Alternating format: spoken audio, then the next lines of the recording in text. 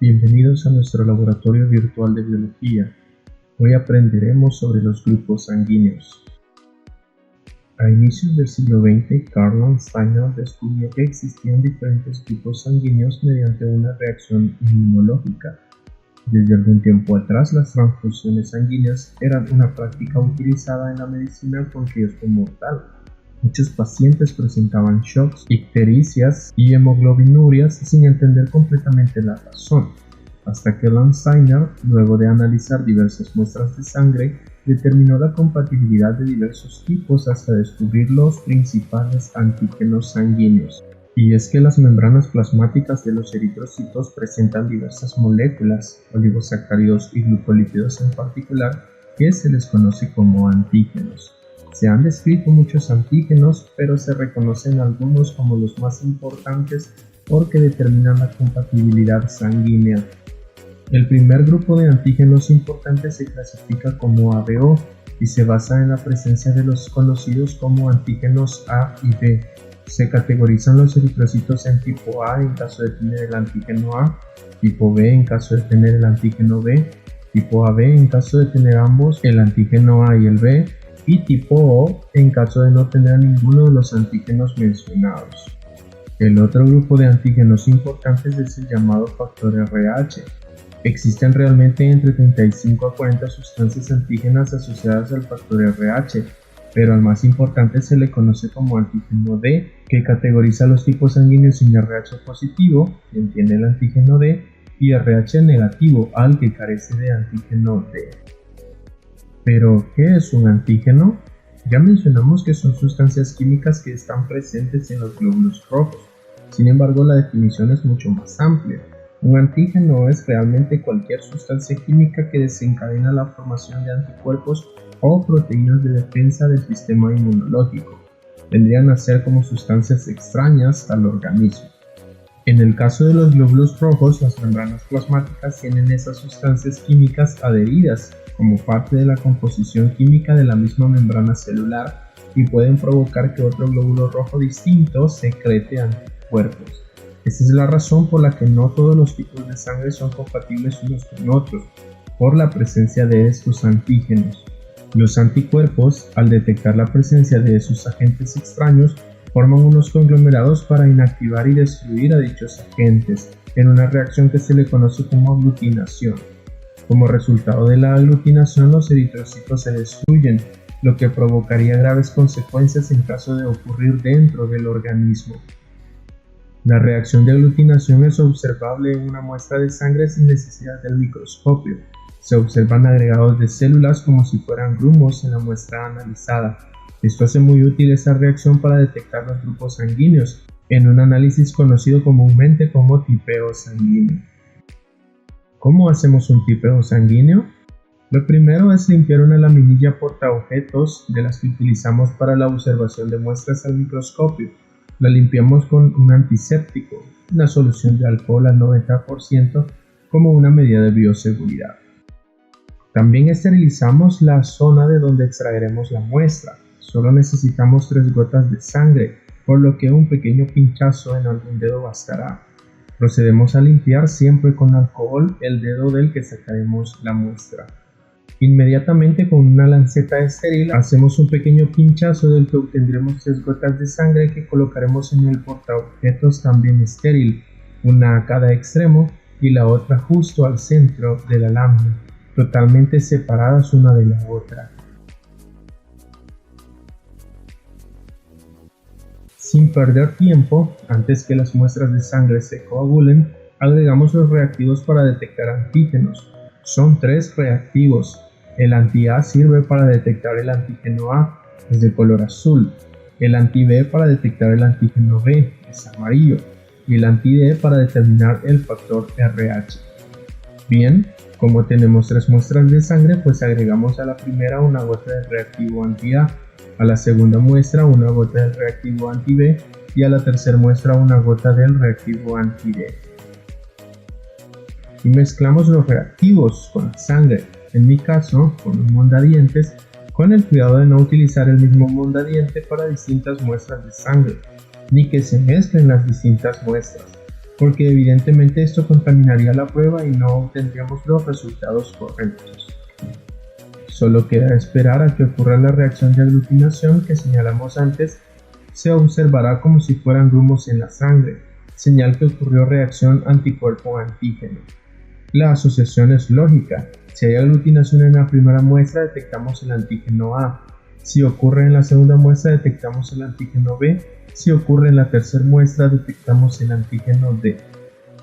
La reacción antígeno-anticuerpo es un condicionante importante al momento de hacer una transfusión sanguínea. De esta manera, una persona que posea eritrocitos con antígenos A no podrá donar sangre a una persona que tenga eritrocitos con antígenos B, porque estimulará la síntesis de anticuerpos y la reacción de aglutinación. Dentro del sistema circulatorio, la pérdida de glóbulos rojos puede tener como consecuencia hasta la muerte. Personas con tipo de sangre A o B, por ejemplo, no pueden donar sangre a personas con tipo O por la presencia de antígenos A o B en sus glóbulos rojos.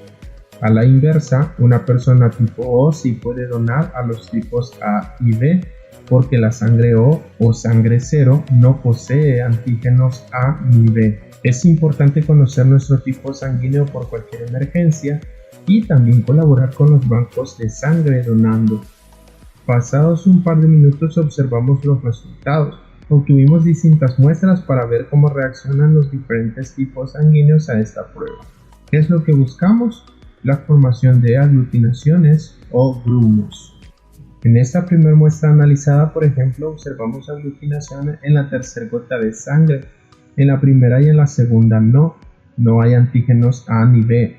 Esto corresponde entonces al tipo de sangre O y la aglutinación observada detecta el antígeno D, lo que interpretamos como un tipo de sangre RH positivo. Esta muestra analizada es tipo ORH positivo.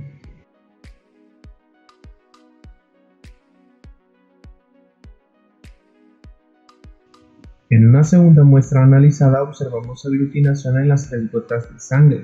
Detectamos el antígeno A, al B y al D. Esta muestra analizada es de tipo ABRH positivo.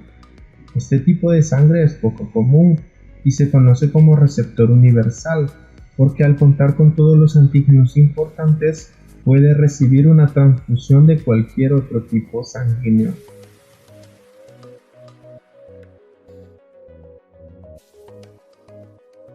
En otra muestra analizada observamos aglutinación en la primera y tercera gota de sangre, detectando al antígeno A y al D, y no al B. Esta muestra analizada es ARH positivo.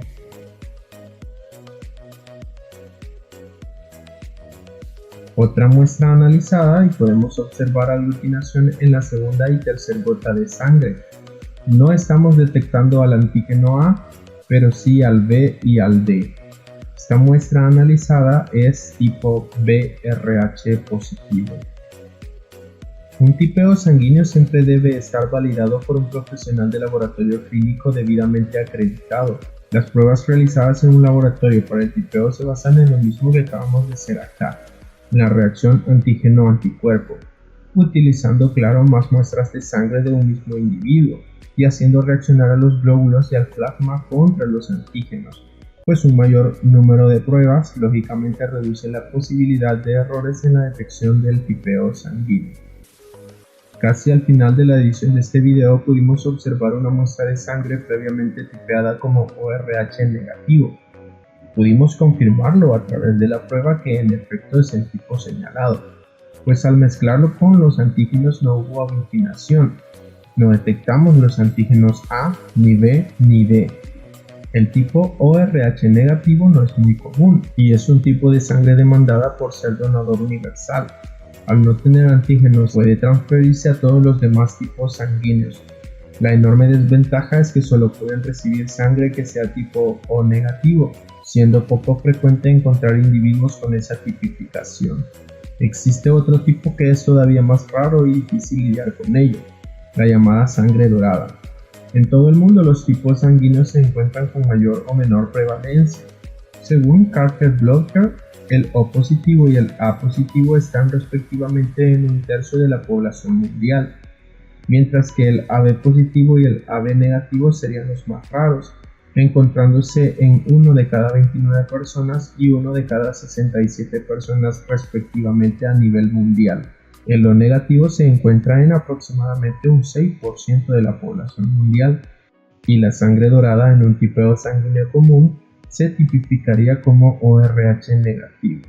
Mencionamos antes, sin embargo, que el factor RH cuenta con un grupo de entre 35 a 40 antígenos y que el más importante era el D.